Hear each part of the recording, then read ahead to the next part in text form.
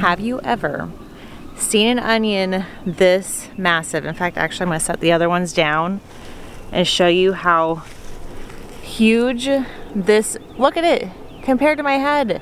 This is a gigantic Texas grano onion. I didn't even know I was capable of growing onions like this. So today we're out here harvesting all my onions that have started to flop over. The onions are done, but I also have other things I need to get to today. So come along with me and let's chat. Let's get some garden things done. Let's get started. Okay, so this is my first time really giving growing onions a go. So this video is not about how to grow onions. If you want to check out a video I made on how to grow onions, I will link that in the description or somewhere in this video. The key thing you're looking for if you are harvesting onions is their heads to be flopped over. So all of these onions, as you can see here, they're just, you know, nice and floppy right now.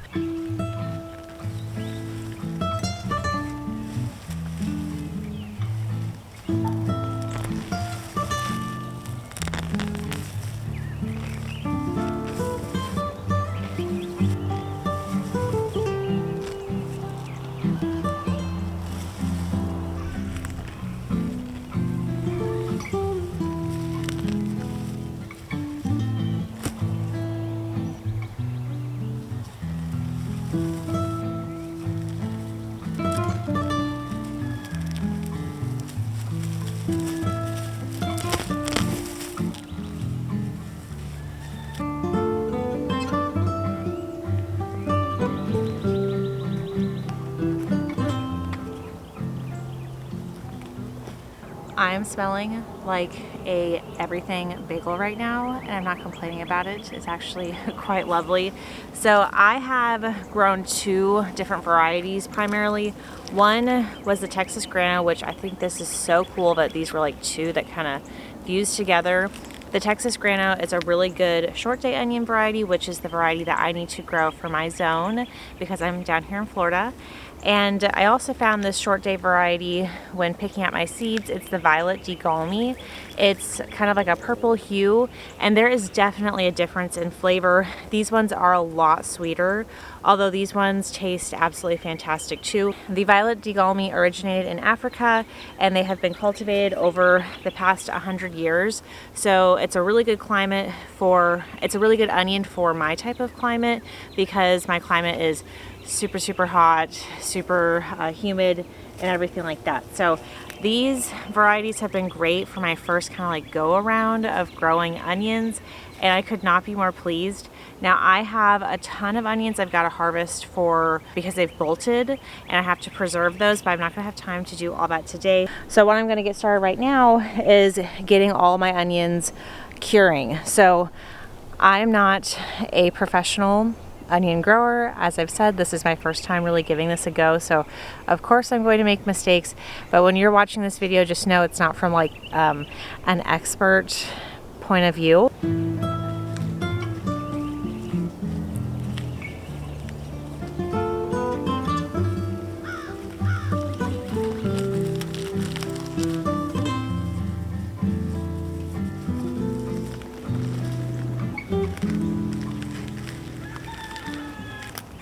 This is only my first year attempting to grow onions. I feel like it's a pretty good win, I think, overall, although more than half of my onions have bolted. And you know, a bolted onion, which are the ones that have all the flowers on them, is not a loss. Like, you can dehydrate those right away, you can freeze them, you can make the onion chive pesto out of them, which is something I've done before.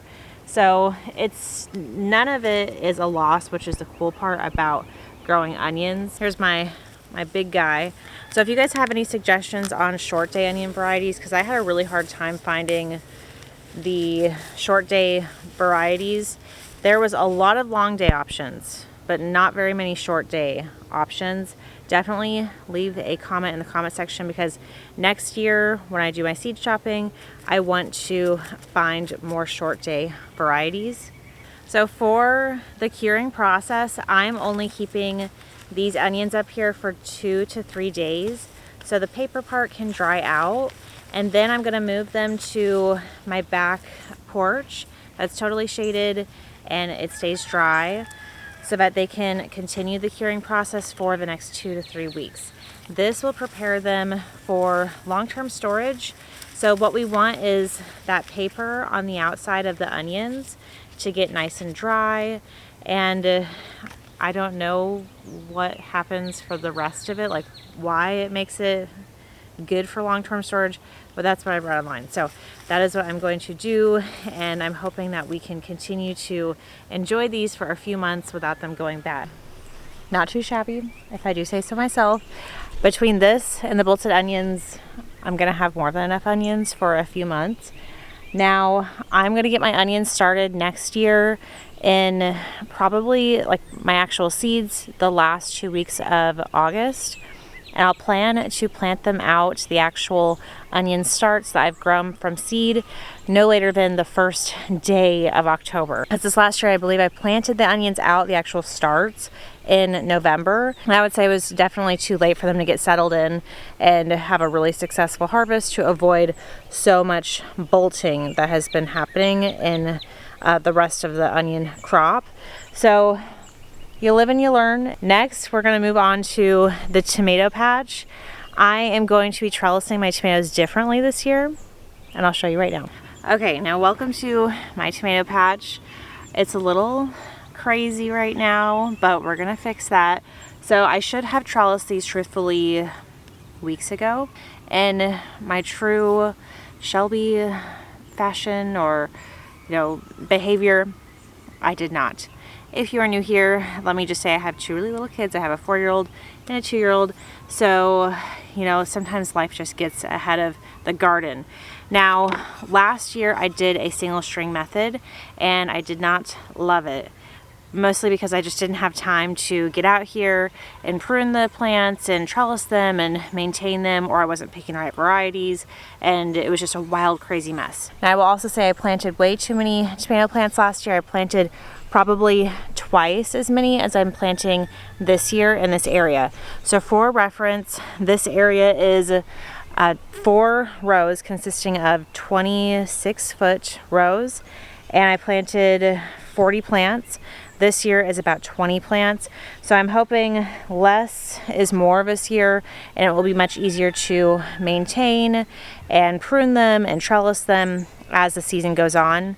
In addition to less tomato plants, because I'm trying to just improve the overall experience, because it was a lot to deal with last year. When that harvest season comes in and they all start to produce tomatoes all at once, it's a whole lot. I'm going to change my method and start doing a V method. I don't know if you guys can see, yeah, right here, for all my tomato plants. Now I already started, but I just wanted to show you guys in case you were interested in this. So I do use T-post and the electrical conduit at the top. I do have a whole video on how I made this setup. So you can really change it up based on whatever you want, honestly, or you could even put cattle panel walls on this. So I am going to be doing this V method because I saw this Amish homesteading YouTube channel, and they do that as their method, and they seem to know what they're talking about. So I'm going to show you how I set up these other ones, and let's get started. It is like absolutely magical here right now because there are butterflies. Oh, I need to show you guys.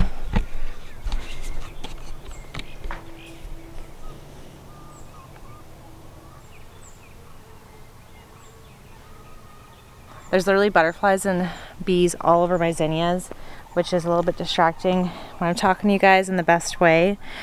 Just in case you want to know what my point of view is while I'm talking to the camera this way. I'm staring at all these butterflies flying. Anyways, what you'll want to do is start out with some sticks.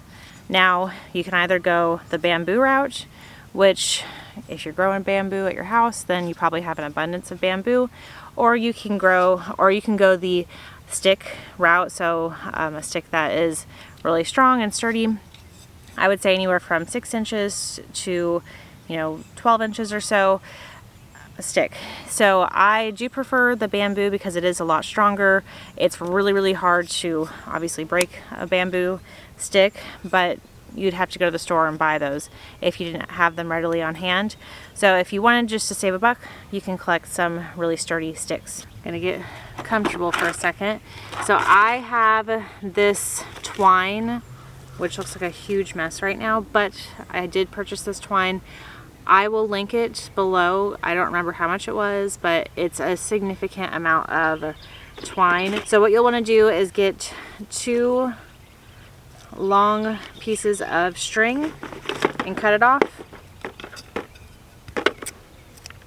Make sure it's tall enough to not only wrap around the stick, but reach the height of your tomato trellis. I always grab too much.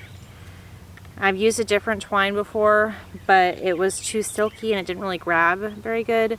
And this one's actually a lot better. So I have my 2 pieces of tomato twine or string or whatever you want to call it. And now we're going to look for a nodule on the actual stick. So what you'll want to do is, well, this one's better to show. So what you'll want to do is So what you want to do is wrap the twine under the nodule, and most bamboo sticks have a little nodule area under them. That way they don't slip off. And now I'm doing the other side in the same exact area.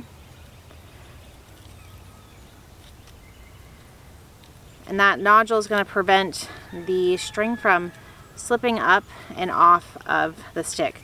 Now when I first saw these methods of just like putting a stick in the ground and trellising the tomatoes up it, I honestly was like, there is no way that's going to be like structurally sound enough to support a tomato plant all season. And I'm here to tell you that it is. It actually will stay in the ground and it won't budge if you put it in there correctly in the first place. So I'm at one of my tomato plants. This is, I believe, a pineapple tomato. I have to go back and watch the video because I didn't put place markers in time. But I'm at one of my bigger kind of beefsteak varieties, and I'm going to push this deep in the ground at the very base of the tomato plant. And as you can see, it's super wild and out of control at this point. So I don't want to injure the plant, but I'm going to try to get as close to the base as possible. See, there's the base, there's the actual stick. It's in there really strong right now. If I try to pull it, it's not budging. Next, what I'm going to do is pull up my strings and tighten them in place into a V formation. So I'll probably trim that down there. Throw that away later. This one, okay, far too long. It helps to wear pants that have like a pocket in them during this process because you're constantly pulling your scissors out. So tighten it as much as you can without pulling that stick out, like putting pressure on the stick. I do like this method because it's really flexible. I had a bunch of tomato volunteers, for example, that were kind of popping up in weird areas, and sometimes I don't have the heart to pull them out. So I can create a trellis in an area that may not have worked if I had like a really set system. Now this part is super important. We're going to try to trim this plant down and be super aggressive about it, especially at this point because the plant is so big, down to basically 2 main arms. So it does help to start this whole process before it gets to this point. Now if you want, you can propagate the tomato plant at this point. You don't have to just lose all these little limbs if you want. I'm not going to do that because I already have a ton of tomato plants, and I keep popping up more and more like every single day. So I'm not doing that, but I'm going to try to find the 2 kind of strongest arms that would make the most sense for trellising them upwards. I'm gonna land on these two. So everything else is going to be cut off the base or wherever it's lying, all these suckers, and we're gonna make it look really nice and pretty. At this point, I've narrowed that huge bushy plant down to 2 main arms, and there's actually already a tomato on here. I'm trying to be as ruthless as possible, so I don't know if I should keep both of these on here. I'm trying to keep little to no foliage on the first foot of the plant. So anything that's about like a foot up or so, I'm trimming off the arms. Now, at this point, I'm just gonna start wrapping the plant around the string.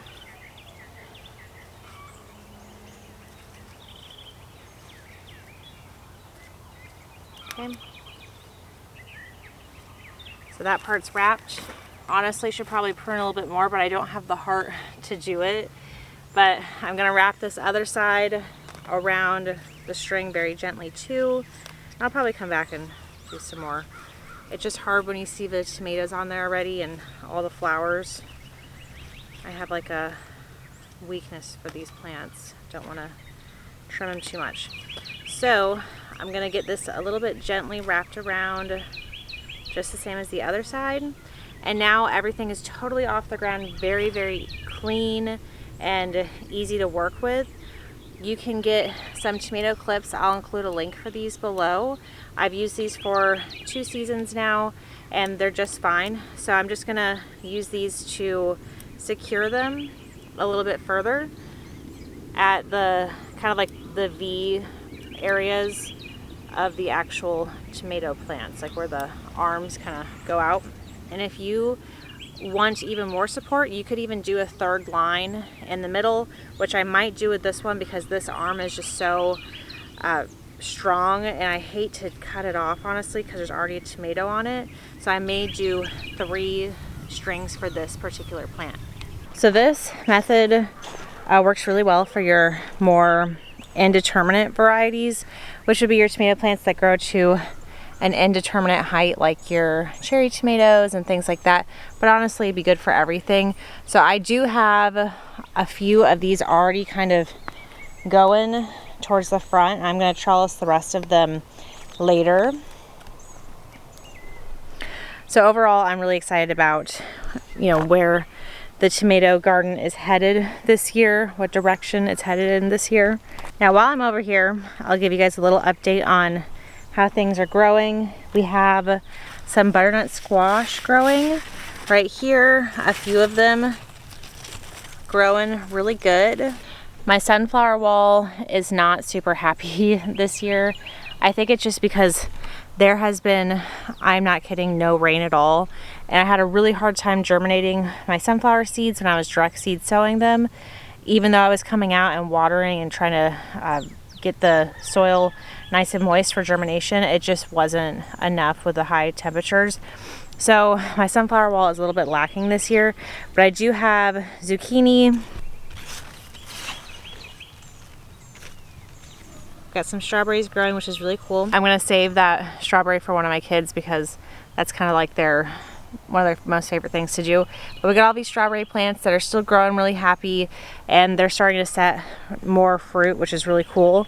And I have some spaghetti squash over here with some more butternut squash and watermelon. It's really cool because we have a spaghetti squash actually growing and more to come.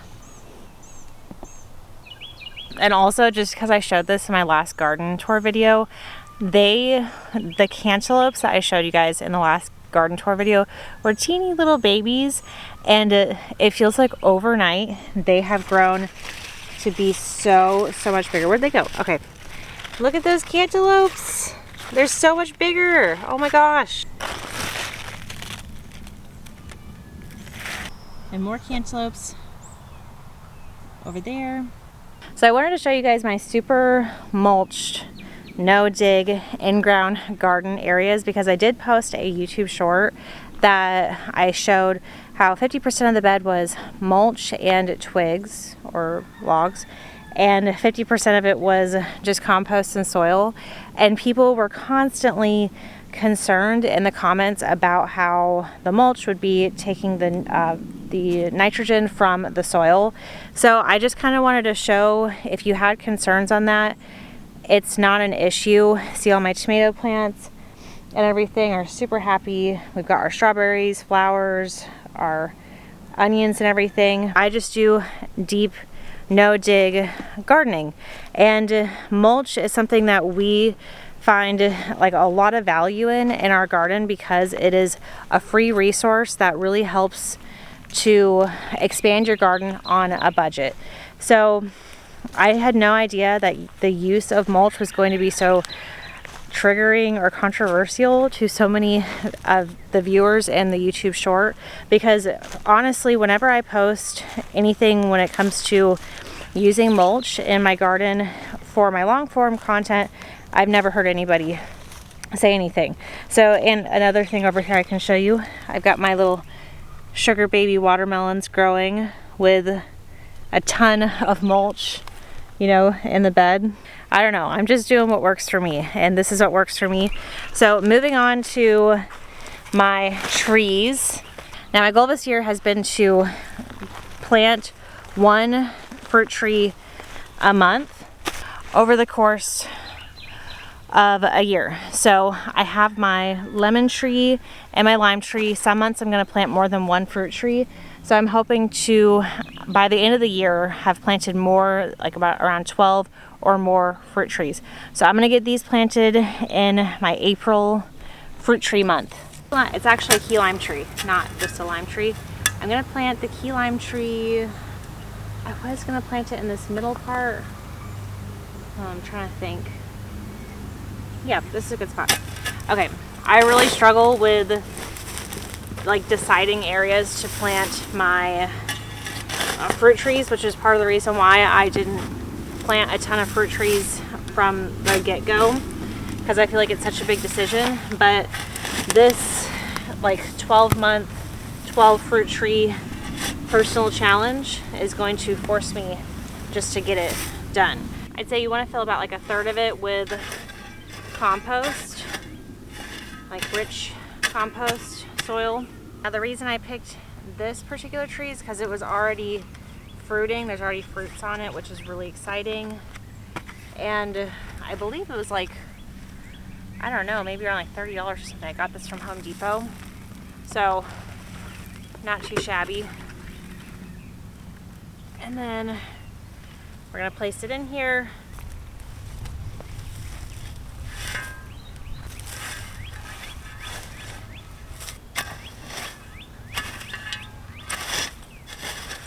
So now I'm just gonna mulch around just to help retain moisture. That is absolutely great. Just a great way to make it so that these plants don't dry out. And these particular trees, the key lime trees and the lemon tree I'm about to plant, which I think is a Meyer lemon. Let me see. Meyer lemon, which I do also have a Meyer lemon back there. These want full sun. So, you know, pick the sunniest part of your garden. Planting the lemon tree back here at the end of one of my no-dig gardens.